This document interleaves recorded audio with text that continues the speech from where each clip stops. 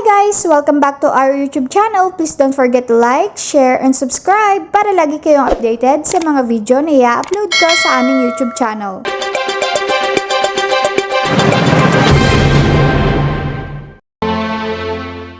Hello po mga ka-BH, nandito po tayo sa Medical Depot Oroquieta Branch. Correct. Thank you JR ha, kasi in-interview ko po siya sa Servisyong BH, Umaaksyon Bagong Henerasyon, dahil sila po ang first accredited yakap gamot partner ng PhilHealth. Correct. Ngayon po, nagdi-dispense na sila ng 54 medicines. Yes. Ilang medicines ang normally na-dispense dun sa 54?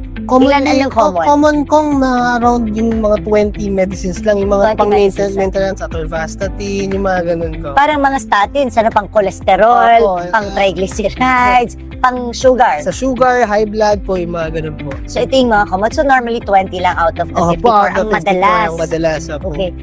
Pero JR, the reason why I wanted to also to interview you. Yes. Kasi interested ako dahil alam ko na i-refer din ka pa sa DSWD. Nagkamuwa signing na kayo ni Secretary Rex Gatchalian. Correct. Opo. So ikaw na ngayon ay DSWD accredited to Accept guarantee letters from DSWD. Siguro mag-walk through tayo dito. Pwede. Thanks for watching. Please don't forget to like, share, and subscribe.